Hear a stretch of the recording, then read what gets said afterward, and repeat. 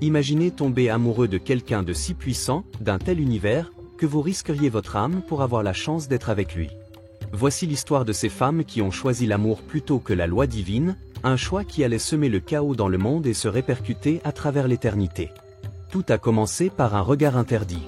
Au-dessus de la terre, un groupe d'anges puissants, les veilleurs, avait un devoir sacré, observer et protéger l'humanité. Mais tandis qu'ils contemplaient le monde, leurs cœurs, autrefois purs et inébranlables, commencèrent à vibrer d'un désir dangereux. Ils virent les filles des hommes, des femmes pleines de vie, de chaleur et de passion indomptées, et ressentirent une attirance inexplicable. Pour ces femmes, l'arrivée des veilleurs dut ressembler à un rêve. Ce n'étaient pas de simples hommes, mais des êtres d'une beauté divine, leurs yeux brillant du feu de la création, leur voix résonnant comme un cœur d'étoile. Lorsqu'ils pénétrèrent dans les villages, le temps sembla s'arrêter. L'air se chargea d'une charge électrique, et les cœurs s'emballèrent comme si l'essence même de la vie avait pénétré la pièce. Ces anges n'étaient pas seulement beaux, ils irradiaient une puissance à laquelle aucun humain ne pouvait résister. Mais ce n'était pas qu'une simple histoire d'amour. Les veilleurs firent un choix qui brisa l'ordre divin, franchissant une ligne infranchissable. Ils prirent des épouses humaines, abandonnant leur devoir céleste pour le frisson de l'amour mortel. Et pendant un temps, il sembla qu'ils avaient trouvé une sorte de bonheur pervers, vivant tels des dieux parmi les hommes. Mais tout amour interdit avait un prix. Et bientôt les conséquences de leurs actes allaient échapper à tout contrôle, déchaînant une terreur sans précédent. Lorsque les veilleurs choisirent l'amour mortel plutôt que le devoir divin, ils déclenchèrent une chaîne d'événements qui allait remodeler la structure même du monde. Leurs unions avec des femmes humaines donnèrent naissance à une progéniture sans précédent sur Terre, les Néphilim. Ce n'étaient pas seulement des enfants plus grands que nature, mais des êtres d'une puissance immense et d'une faim insatiable, des créatures qui allaient dominer le monde antique et semer la terreur dans le cœur des hommes. Les premiers signes de trouble furent subtils. Ces enfants grandissaient plus vite que n'importe quel humain, leur force était inégalée, leur voix résonnait comme le tonnerre à travers les montagnes. Ils dominaient les hommes ordinaires, leurs yeux brillant du feu de leurs pères angéliques, leurs corps imposants de géants. Ils pouvaient écraser la pierre à main nue, déraciner les arbres comme des brindilles et franchir les rivières d'un seul pas. Mais leur pouvoir s'accompagnait d'une obscurité que même leur sang angélique ne pouvait contenir. À mesure que leur nombre augmentait, les Néphilim devinrent plus qu'une simple curiosité, ils devinrent une menace. Des villages entiers tombèrent sous leur contrôle, leurs habitants autrefois paisibles réduits en esclavage, contraints d'adorer ces géants comme des dieux vivants. Les récoltes furent piétinées, les troupeaux massacrés, et la terre elle-même sembla trembler sous leurs pas massifs. Les Néphilim s'emparèrent de ce qu'ils désiraient sans pitié, leur appétit étant aussi débordant que leur force. Mais le chaos qu'ils déchaînèrent dépassa la destruction physique. Les Néphilim corrompirent le tissu même de la société humaine, enseignant des arts interdits, introduisant des guerres sauvages et semant la peur partout où ils allaient. Ils devinrent les tyrans du monde antique, leurs noms murmurés avec terreur autour des feux de camp, leurs exploits gravés dans les pierres des temples en ruine. Pendant ce temps, les veilleurs observaient avec horreur leurs enfants, nés d'un amour interdit, devenir des monstres qu'ils ne pouvaient plus contrôler. Mais leur cauchemar ne faisait que commencer, car la colère céleste allait s'abattre sur eux avec une fureur sans précédent. Alors que les Néphilim semaient le chaos et la peur sur la terre, leur règne monstrueux ne pouvait plus être ignoré. Les cris de l'humanité atteignirent les cieux, et le Créateur, à bout de patience, décida d'agir. Les veilleurs avaient rompu leur serment sacré, souillé la pureté de la création, et maintenant leur progéniture interdite menaçait la survie même de l'espèce humaine. L'heure du jugement divin était venue. Le premier signe d'intervention divine ne se fit pas par un éclair ou un coup de tonnerre, mais par un murmure porté par le vent. Les archanges Michel, Gabriel, Uriel et Raphaël furent envoyés, chacun portant le poids de la colère céleste. Ce n'étaient pas des anges ordinaires. C'étaient les plus puissants guerriers du royaume céleste, leurs voix capables de briser des montagnes, leurs ailes projetant des ombres qui s'étendaient sur des kilomètres. Ils descendirent sur terre, leurs yeux brûlant du feu pur de la justice divine, leurs épées suffisamment tranchantes pour transpercer la trame même de la réalité. Les Néphilim, autrefois si confiants en leur force, se retrouvèrent face à une puissance qu'ils ne pouvaient comprendre. Ils rugirent de défi, leur corps massif faisant trembler le sol sous leurs pieds, mais les archanges les abattirent avec une précision impitoyable. Des chaînes de montagnes entières s'effondrèrent sous la force de leurs coups, les forêts s'embrasèrent du feu divin et les rivières coulèrent du sang des géants. Mais les Néphilim n'étaient pas les seuls voués à la destruction. Les veilleurs, ceux qui avaient abandonné leur poste céleste pour le frisson de l'amour mortel, se retrouvèrent pris au piège entre la fureur de leurs frères angéliques et le désespoir de leur progéniture monstrueuse. Leurs appels à la miséricorde restèrent sans réponse, leurs formes autrefois radieuses désormais déformées par le poids de leurs propres péchés. Et puis, comme si la destruction des géants ne suffisait pas, l'acte final du jugement divin commença. Le Créateur déchaîna le châtiment ultime, un déluge, une vague de destruction cataclysmique qui balayerait la terre, effaçant la tache de la rébellion des veilleurs et de la tyrannie des Néphilim. Mais alors même que les eaux montaient, le véritable prix de la trahison des veilleurs commençait à peine à se révéler. Car les femmes qu'ils avaient aimées ou les épouses qui s'étaient autrefois senties bénies d'avoir été choisies par les anges, découvriraient bientôt que leur souffrance était loin d'être terminée. Tandis que les archanges abattaient les derniers Néphilim, la terre elle-même sembla trembler sous le poids du châtiment divin. Mais le pire restait à venir. Au loin, de sombres nuages s'amoncelaient, tourbillonnant dans un ciel noir comme la nuit. Le tonnerre claqua comme une déchirure des cieux, et les premières grosses gouttes de pluie s'écrasèrent sur la terre, chacune symbolisant le jugement. Ce n'était pas une tempête ordinaire, c'était un jugement, un déluge envoyé pour purifier le monde de sa corruption. La pluie tombait avec une fureur inédite, étouffant les cris des Néphilim qui luttaient contre la montée des eaux.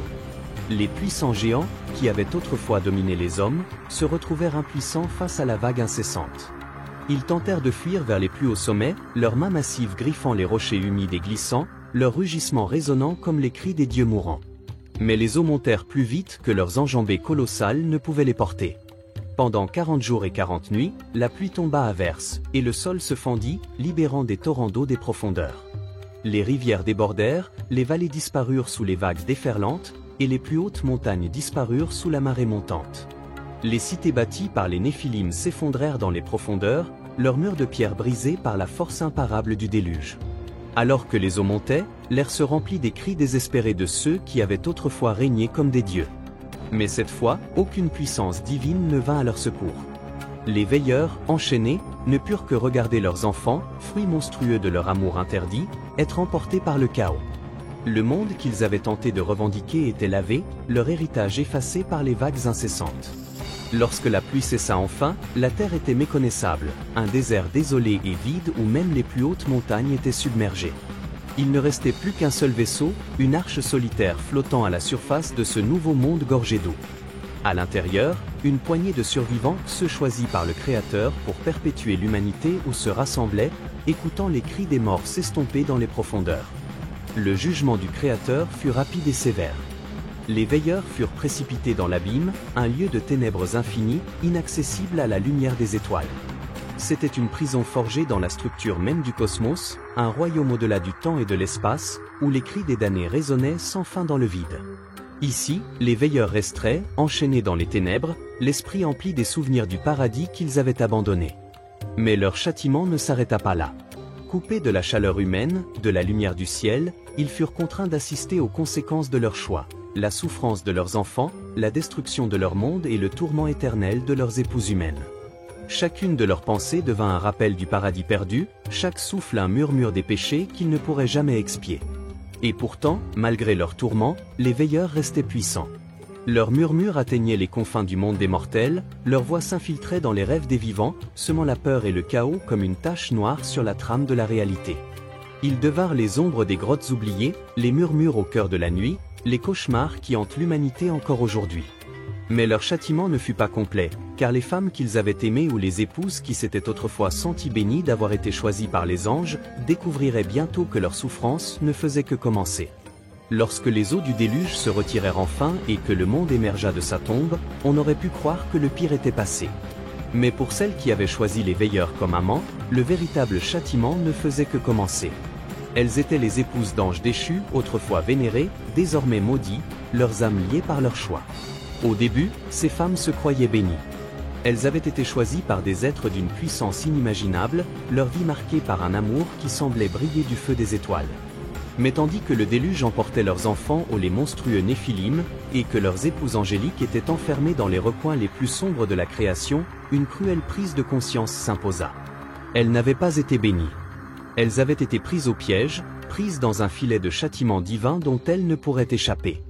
Isolées et endeuillées, ces femmes se retrouvèrent marquées à jamais par leurs unions interdites. Certaines furent rendues folles par les murmures de leurs maris emprisonnés, leurs esprits résonnant des cris lointains des morts. D'autres errèrent sur terre, perdues et brisées, le regard creux, l'âme brisée. Elles étaient devenues les témoins vivants d'un péché oublié, condamnées à parcourir la terre comme des ombres d'elles-mêmes. Mais le châtiment du Créateur était encore plus profond. Ces femmes, qui avaient autrefois ressenti la chaleur de l'amour divin, furent transformées en créatures d'un chagrin éternel ou les premières sirènes. Leurs voix, autrefois emplies de rires et de chants, devinrent une mélodie obsédante, un appel qui attirait les marins vers leur perte, résonnant sur les mers agitées et les rivages rocailleux. Elles étaient belles mais mortelles, appelant sans cesse les vivants, aspirant sans cesse à l'amour qu'elles avaient perdu. Au fil des siècles, leurs légendes se sont développées, leurs histoires murmurées dans les recoins sombres des tavernes et autour des feux des navires. Elles sont devenues les esprits des criques oubliées et des îles brumeuses, leur chant un avertissement pour ceux qui oseraient suivre le chemin de l'amour interdit. Mais leur histoire n'est pas terminée. Car les veilleurs eux-mêmes, enchaînés dans les abysses, murmurent encore leurs regrets dans les ténèbres, leur voix s'adressant à ceux qui pourraient encore être tentés de récidiver. Au fil des siècles, les épouses maudites des anges déchus ont commencé à disparaître de la mémoire humaine, leur destin tragique enfoui sous des couches de mythes et de légendes. Mais leur souffrance ne faisait que commencer. Transformées par la colère divine, ces femmes autrefois mortelles sont devenues quelque chose de radicalement différent. Des êtres de chagrin éternel et de faim insatiable, des esprits dont les voix portaient le poids de leur choix tragique. Elles étaient devenues les premières sirènes, condamnées à hanter les mers et à attirer les vivants vers leur perte. Au début, ils erraient sur les rivages d'un monde brisé, le regard toujours rivé à l'horizon, à la recherche des amants qu'ils ne reverraient jamais. Le vent portait leurs murmures sur les vagues, un chant lugubre qui semblait surgir de nulle part et de partout à la fois. Les marins qui entendaient ces voix sentaient un frisson leur parcourir le dos, le cœur rempli d'un inexplicable sentiment de nostalgie et de désespoir. C'était comme si la mer elle-même avait une âme, une voix les appelant à s'abandonner à ses profondeurs. À mesure que leur puissance grandissait, les sirènes apprirent à utiliser leur voix comme des armes, tissant leurs chants dans la trame de la tempête, soumettant même les marins les plus courageux à la volonté. Les navires déviaient de leur route, attirés vers des rochers déchiquetés et des récifs cachés, leurs équipages transis par les mélodies envoûtantes qui résonnaient sur l'eau. Ceux qui résistaient sentaient leurs forces s'épuiser, leurs esprits obscurcis par les rêves d'amants perdus depuis longtemps et les promesses d'un bonheur éternel. C'était un tour cruel, un rappel des amours voués à l'échec des sirènes. Mais les sirènes n'étaient pas que des esprits vengeurs. Elles étaient les échos vivants d'un péché oublié, attachés aux vagues non seulement par un châtiment divin, mais aussi par leurs propres regrets et leur cœur brisé. Elles avaient autrefois aimé des êtres d'une puissance inimaginable, et maintenant elles étaient à jamais prisonnières du crépuscule entre la vie et la mort, leur seul réconfort étant l'étreinte froide de la mer. Et ainsi leurs chants continuèrent, montant avec la marée, rappel amer du prix de l'amour interdit. Mais leurs murmures allaient bien au-delà de l'océan. Ils s'insinuaient dans les rêves des vivants, un avertissement pour ceux qui oseraient suivre leurs traces, un rappel que certains désirs ont un prix trop élevé à supporter. Mais qu'advint-il des veilleurs eux-mêmes, les anges à l'origine de cette tragédie ancestrale? Leur sort fut plus sombre encore, leur châtiment un tourment qui s'étendrait jusqu'à l'éternité. Bien que le déluge ait balayé les géants de la surface de la terre, leur héritage ne fut pas si facilement effacé. Les Néphilim, nés de l'union d'anges déchus et de mortels, laissèrent de profondes cicatrices sur le monde, des cicatrices qui continueraient de façonner l'histoire humaine bien après que leurs formes monstrueuses eurent disparu sous les flots. Alors même que les eaux se retiraient et que les survivants du grand cataclysme s'avançaient sur un monde à jamais transformé, des murmures de la puissance des Néphilim subsistaient dans l'ombre. Leurs ossements, massifs et anciens, gisaient enfouis sous les montagnes et les déserts, leurs armes colossales rouillant sous le sol. Ces souvenirs silencieux alimentèrent les mythes et légendes de génération en génération, les histoires de géants qui foulèrent autrefois la terre, leurs yeux brillants du feu des étoiles oubliées. Mais leur influence ne fut pas seulement physique. Les Néphilim avaient laissé une empreinte plus insidieuse sur l'esprit humain. Ils avaient enseigné à l'humanité les secrets de la guerre, la fabrication des armes et l'art de la domination. Ils avaient gravé leurs symboles dans les pierres de temples oubliés et murmuré leur sombre savoir aux oreilles des rois et des conquérants. Leur arrogance et leur soif de pouvoir devinrent le modèle des tyrans et des bellicistes de tous les temps. Même si l'humanité se reconstruisait, des fragments de l'ancien empire des Néphilim subsistaient. Les imposants mégalithes de civilisation disparus, les ziggourats en ruine et les cercles de pierre dont l'utilité avait été oubliée depuis longtemps. Aujourd'hui encore, certains pensent que les ruines disséminées à travers le monde ou des imposantes pierres de Baalbek au massif de Puma-Panku sont les vestiges de leur règne, témoignage de la force et de l'ambition d'une race oubliée. Et bien que leur corps ait été détruit, certains disent que les esprits des Néphilim survivent, leurs âmes tourmentées attachées aux ruines de leurs anciens royaumes, leurs murmures résonnant encore à travers les fissures des pierres anciennes.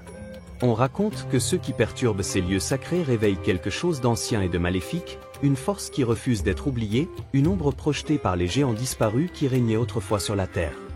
Mais l'histoire ne s'arrête pas là, car les échos de cet âge oublié résonnent encore dans les recoins obscurs de l'esprit humain, rappel d'une époque où Dieu et monstres rôdaient parmi les hommes. Et quant aux veilleurs eux-mêmes, leur châtiment final est peut-être le chapitre le plus terrifiant de toute cette saga. Alors que les siècles passaient et que le monde s'éloignait des anciens cataclysmes des veilleurs et de leur progéniture monstrueuse, leurs ombres ne s'estompaient jamais vraiment. Tels des échos emprisonnés dans les pierres de temples oubliés, leurs murmures persistaient, hantant les rêves de l'humanité. Et si leurs formes physiques ont été brisées, leur influence a continué de s'incruster dans la trame de l'histoire humaine, tels les fils fantomatiques d'une tapisserie depuis longtemps perdue. Aujourd'hui encore, les vestiges de leur histoire sont palpables. Dans la lueur vacillante des bougies par une nuit de tempête, dans les prières murmurées des marins tandis que leurs navires grincent sur les eaux sombres, dans le malaise qui s'installe sur les ruines antiques lorsque le vent balaie les pierres effondrées. Ce ne sont pas de simples légendes, ce sont les fragments d'une époque oubliée, un avertissement transmis de génération en génération.